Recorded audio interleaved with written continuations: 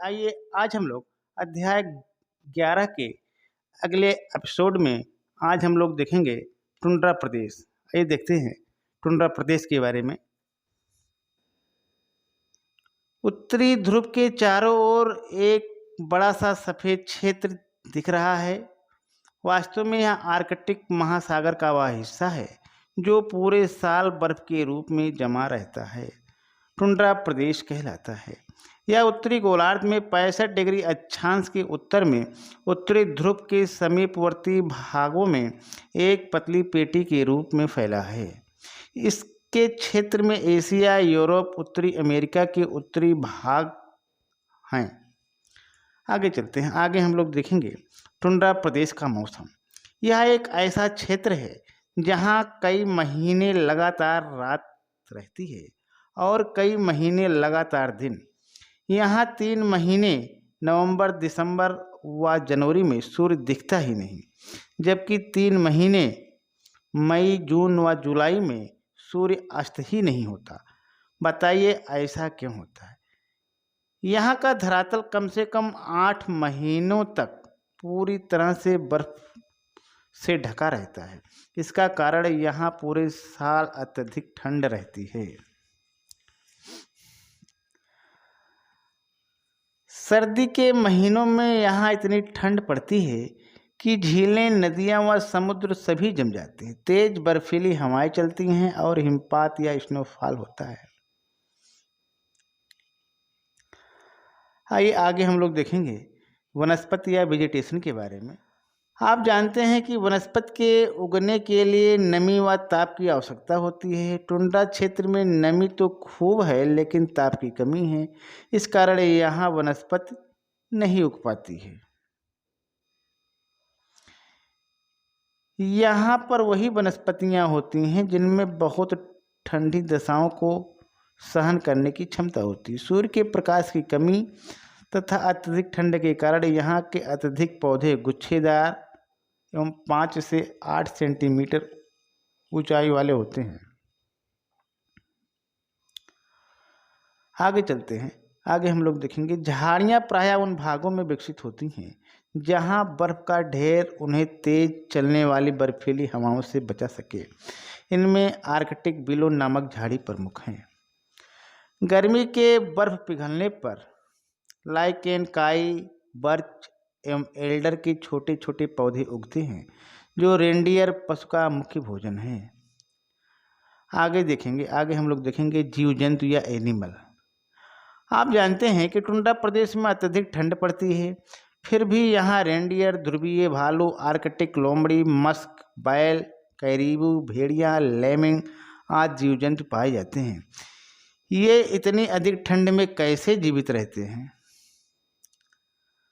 आइए हम लोग जानने की कोशिश करते हैं। मस्क बैल स्थूल शरीर वाला शाकाहारी जंतु है जिसके शरीर के ऊपर मोटे बालों का घना आवरण होता है जो अत्यधिक ठंड से उसकी रक्षा करता है। गर्मी में यह आवरण झड़कर गिर जाता है।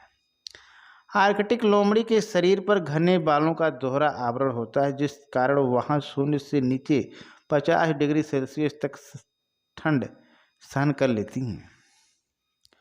आगे चलते हैं। आगे हम लोग देखेंगे ध्रुवीय भालू और कैरबी के पैर का निचला भाग इस तरह का बना होता है कि उससे होकर शरीर की गर्मी बाहर ना निकल सके। इस तरह वह ठंड से बच जाता है। यहाँ के समुद्र में सील, व्हेल और विशालकाय वालरस निवास करते हैं जो मई जून के महीनों में स्थल पर आते हैं।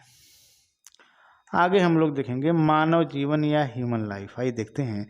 टुंड्रा क्षेत्र में बहुत ठंड पड़ती है जिससे यहाँ पर मनुष्य को रहने में बहुत परेशानी होती है। इसलिए इस क्षेत्र की जनसंख्या बहुत कम है। यहाँ कुछ आदिवासी जनजातियाँ पाई जाती हैं। उत्तरी अमेरिका, ग्रीनलैंड आदि के टुंड्रा निवासी एस्किमो, फिनलैंड के लैब और साइबेरिया के याकूत कहलाते हैं। आगे चलते हैं। आगे हम लोग देखेंगे कि यहाँ के लोग बर्फ के घर बनाकर रहते हैं जिन्हें इग्लू कहते हैं। इग्लू में बर्फ की ठंड के प्रभाव को कम करने के लिए ये लोग उसके भीतरी भाग में जानवरों की खाल लगाते हैं। इस क्षेत्र के लोग शरीर को ढकने के लिए भी खालों का प्रयोग करते हैं। आप जानते हैं कि टुंड्रा क्षेत्र में वनस्पति नहीं होती हैं। यहाँ पर खेती करना असंभव है, इसलिए ही यहाँ के लोग भोजन हेतु मांस पर आधारित हैं। ये लोग मछली, सील, व्हेल, वालरस, लोमड़ी और ध्रुवीय भालू का शिकार करते हैं। ये जानवर टुंड्रा वासियों की जीवन का आधार हैं। ये लोग जानवरों का शिकार हार्पून व तीर कमान से करते हैं। शिकार के लिए ये लोग नाव का प्रयोग करते हैं जो हड्डी पर खाल मढ़कर बनाई जाती है। इन नावों को कयाक कहते हैं। यहाँ के लोग जानवरों को मारकर उनकी खाल निकालकर सुखा लेते हैं। ये खालें पहनने, ओढ़ने, बिछाने, तंबू बनाने, नाव व जमीन पर चलने वाली बिना पहाड़ियों की गाड़ी स्लेज बनाने के काम आती है। आगे हम लोग देखेंगे।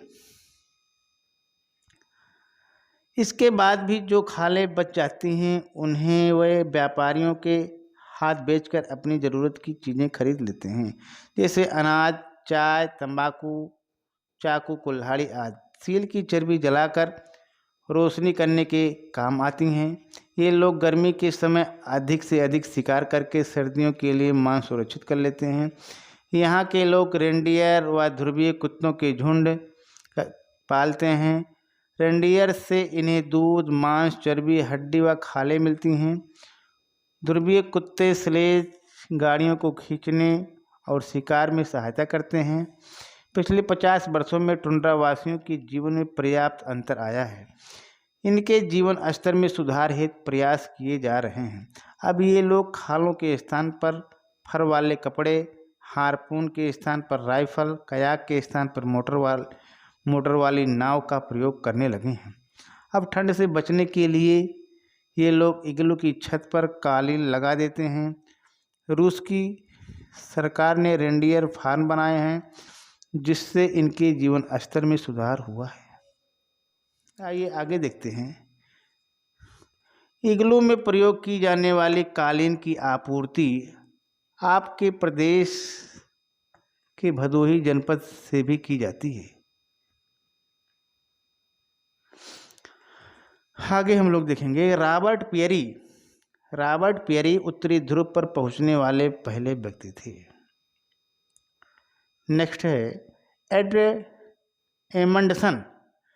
एमंडसन दक्षिणी ध्रुव पर पहुंचने वाले पहले व्यक्ति थे। नेक्स्ट क्वेश्चन है टुंड्रा प्रदेश में चलने वाले बर्फीली हवाओं को क्या कहते हैं? टुंड्रा प्रदेश में चलने वाली बर्फीली हवाओं को ब्लिज़ार्ड कहते हैं। नेक्स्ट है कनाडा के कोरधारी वनों में लकड़ी काटने का व्यवसाय करने वाले लोगों को लंबरजैक कहते हैं। इस प्रकार से आज यहीं तक। बहुत बहुत धन्यवाद।